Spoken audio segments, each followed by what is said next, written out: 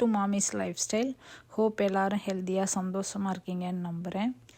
இது வந்து ஒரு 2 நாள் விலாகு. தேர்ஸ்டே ஃப்ரைடே 2 நாளுக்கும் சேர்த்து ரேண்டமாக எடுத்திருக்கேன். இங்கே பசங்களுக்கு இப்போ ஸ்கூலு லீவு. லாஸ்ட் 1 வீக்காக வீட்டில் தான் இருக்காங்க. கிட்டத்தட்ட 9 days. லாஸ்ட் சாட்டர்டேலேருந்து இந்த சாட்டர்டே சண்டே வரைக்கும் லீவு. ஸோ வீட்டில் தான் இருக்காங்கன்றதுனால பூரிக்கிழங்கு செஞ்சு கொடுக்கலான்ட்டு செஞ்சிட்ருக்கேன். யூஸ்வலாக வீக் டேஸில் வந்துட்டு பிரேக்ஃபாஸ்ட் சாப்பிட்றதே ரொம்ப கஷ்டம் பசங்க சாப்பிட்றது.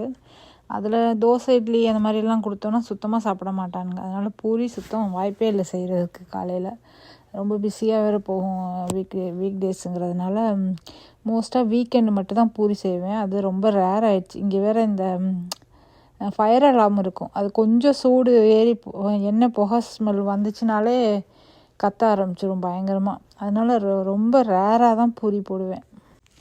பூரிக்கு காம்பினேஷனாக வந்துட்டு கிழங்கு வச்சிட்ருக்கேன். சம்டைம்ஸ் வந்து கிழங்கு வைப்பேன், சம்டைம்ஸ் வந்துட்டு சன்னா மசாலா வைப்பேன். நல்லாயிருக்கும். பூரிக்கும் சன்னா மசாலா கூட நல்லாயிருக்கும். சில நேரம் சமைக்கிறதுக்கு கொஞ்சம் லேசியாக இருக்குது, இல்லை வந்து இன்னும் திருப்பி சமைச்சிட்ருக்கணும்னு நினச்சேன்னா அப்போ வந்து இப்போ புலாவ் வச்சுட்டு சன்னா மசாலா வச்சுருவேன்.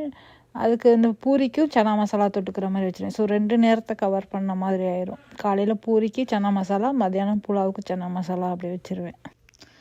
உங்களில் யாருக்கெல்லாம் சன்னா மசாலா வித் பூரி பிடிக்கும்னு சொல்லி கமெண்ட் பண்ணுங்கள். எது பெஸ்ட்டு காம்பினேஷன் நீங்கள் நினைக்கிறீங்க? பூரி சன்னா மசாலாவா இல்லை பூரி கிழங்கான்னு சொல்லிட்டு எனக்கு கமெண்ட் பண்ணுங்கள்.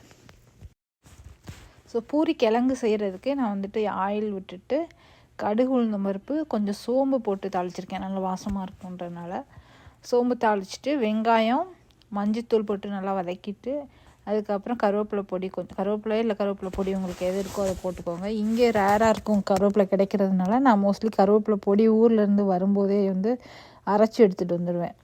ஸோ நான் வந்து பொடியாக போட்டுருவேன். கருவேப்பிலை போடுறதுக்கெல்லாம் கருவேப்பிலை பொடி போட்டுருவேன். இதெல்லாம் போட்டு நல்லா வதக்கிட்டு அதுக்கப்புறம் கொஞ்சம் தக்காளி, அதுவும் நல்லா வதக்கணும். கல் உப்பு போட்டு நல்லா வதக்கிக்கோங்க. வதக்கிட்டு அதுக்கப்புறமா கொஞ்சம் பூண்டு வந்துட்டு சின்ன சின்ன பீசஸாக கொஞ்சம் நச்சு போடுங்க, இல்லைன்னா வந்துட்டு சின்ன சின்ன பீசஸாக கட் பண்ணி போடுங்க. கொஞ்சம் போட்டு வதக்கிட்டு அது கூட வந்துட்டு பச்சை மிளகா, காரத்துக்கு வெறும் பச்சை மிளகா மட்டும்தான் போடுவோம். ஸோ எவ்வளோ பச்சை மிளகா உங்களுக்கு வேணுமோ அதுக்கேற்ற மாதிரி பச்சை மிளகா போட்டுக்கோங்க. அதுக்கப்புறம் வேக வச்ச உருளைக்கிழங்க தோல் உரிச்சிட்டு கொஞ்சம் சூடு ஆறி இருந்துச்சுன்னா கையாலே மசிச்சு விட்டுடலாம், இல்லைன்னா சின்ன சின்ன பீசஸாக கட் பண்ணி உள்ளே போட்டுக்கலாம். ஏன்னா கொஞ்சம் பெரிய பீஸாக இருந்துச்சுனாலும் அதில் மசாலா எதுவும் சாராது. அது அப்படியே பெரிய பெரிய பீஸாக இருந்தால் நல்லா சாப்பிட மாட்டாங்க பசங்க. அதனால் கொஞ்சம் மசிச்சு விடணும், இல்லைன்னா கரண்டியை வச்சு அப்படியே மசிச்சு விட்டுக்கோங்க. அவ்வளோதான். அதுக்கப்புறம் தேவையான தண்ணி ஊற்றிட்டு நல்லா கொதிக்க விடணும். கொதிக்க விட்டுட்டு கொத்தமல்லி தழை நிறைய போட்டு இறக்கிடலாம்.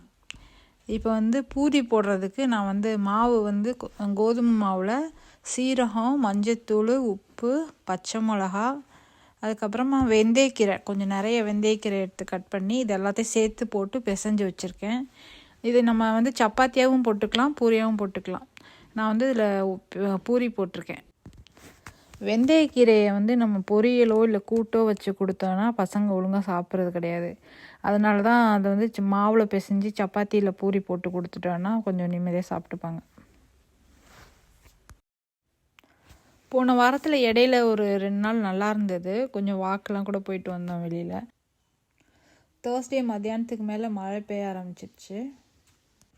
எனக்கு எப்போவுமே மழை பெய்கிறத பார்க்குறதுக்கு ரொம்ப ரொம்ப பிடிக்கும். அந்த மழை பெய்கிறப்ப ஒரு அந்த மண் வாசமும் அந்த தண்ணி அப்படியே இந்த ட்ராப்பாக விழுகிறத பார்க்குறாங்க. அதுவும் மெயினாக அடித்து ஊற்றுற மழைலாம் பார்க்க ரொம்ப பிடிக்கும் எனக்கு. தண்ணி சத்தம் அதெல்லாம் பார்க்குறதுக்கு ரொம்ப ரொம்ப ஆசையாக இருக்கும். எப்போவுமே வந்து மழை பெஞ்சதுன்னா வெளியே நின்று பார்க்குறதுக்கு ரொம்ப ஆசைப்படுவேன். பட் இதில் கேமராவில் அவ்வளோவா தெரிய மாட்டுது மழை பெய்கிறத எடுத்தோன்னாலும். ஏன்னா வந்து இது பயங்கரமான மழை அப்படின்னு சொல்ல முடியாது, கொஞ்சம் லைட்டான மழை தான் பெஞ்சது. யாருக்கெல்லாம் மழை பெய்கிறத பார்க்க பிடிக்கும்னு சொல்லி கமெண்ட் பண்ணுங்கள்.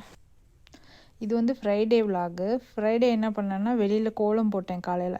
எப்போவுமே கோலம் டெய்லியும் போட முடியாது, குளிர் ஜாஸ்தியாக இருந்துச்சுன்னா கோலம் போட முடியாது.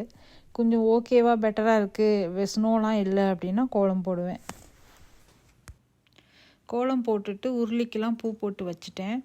அதுக்கப்புறம் யூஸ்வலாக நான் ஃப்ரைடே ஆனால் ஏதாவது ஸ்வீட் பண்ணி சாமிக்கு வச்சுட்டு விளக்கேற்றி சாமி கும்பிடுவேன். அதே போல் இன்றைக்கும் வந்துட்டு கேசரி பண்ணேன். கேசரி பண்ணி சாமிக்கு வச்சுட்டு சாமி கும்பிட்டுட்டோம். இவ்வளோ நேரம் வீடியோ பார்த்ததுக்கு நன்றி. பிடிச்சிருந்தா என்னோடய சேனல் சப்ஸ்கிரைப் பண்ணுங்கள். தேங்க்யூ.